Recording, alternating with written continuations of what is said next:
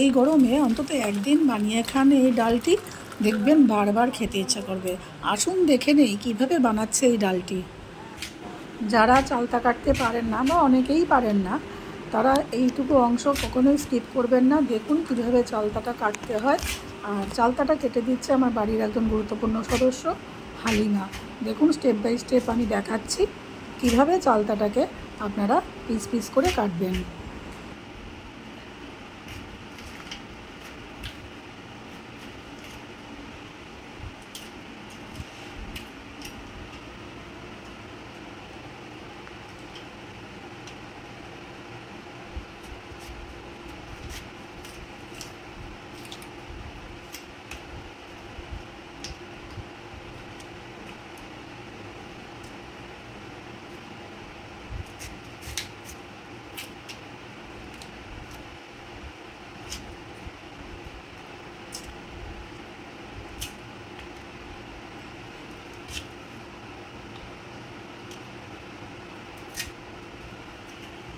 তুমি একটা চেয়ারে বসো।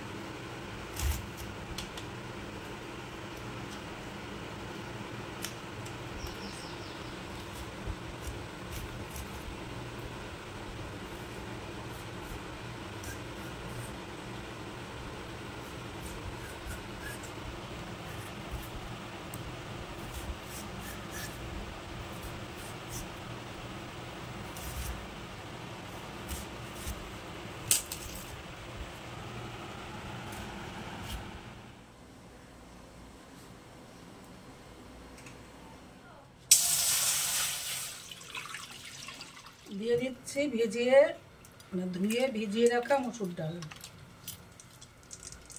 একটু লবণ,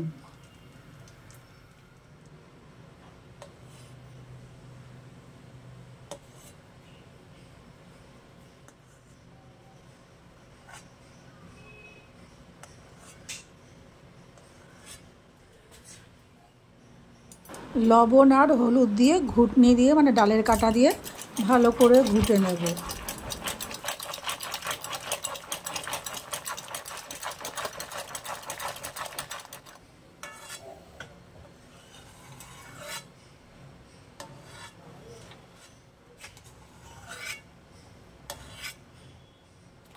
দিয়ে দিলাম কাঁচা লঙ্কা।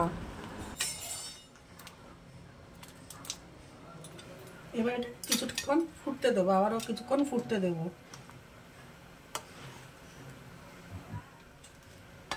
চালতাগুলো আপনারা একটু থেতো করেও নিতে পারেন। আমি যেহেতু পাতলা পাতলা করে কেটেছি, থেতো করার দরকার হয়নি। চালতাগুলো একদম মোটামুটি একটু সিদ্ধ হয়ে আসলে আমি কড়াই থেকে এটা নামিয়ে রাখবো, চলে যাব পরের স্টেপে। এবার আমি অন্য একটা কড়াই নিয়েছি, দিয়ে নিয়েছি সর্ষের তেল।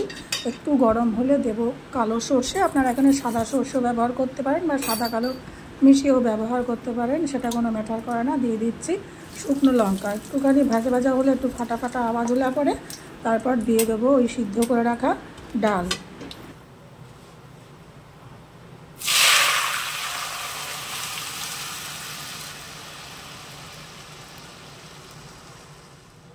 ওই কড়াইটা ধুয়েই দিয়ে দিলাম পরিমাণ মতো জল।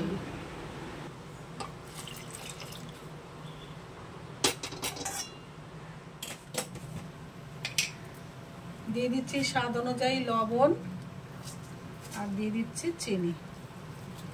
এবার ভালো করে ফুটিয়ে নিয়ে, যদি একটু ঝালের দরকার হয় আর একটু কাঁচা লঙ্কা দিয়ে দেবেন। আর একটু ভালো করে ফুটিয়ে নিয়ে তৈরি আমার চালতা দিয়ে মসুর ডাল। অপূর্ব, গরম ভাতের সঙ্গে একদিন খেয়ে দেখবেন।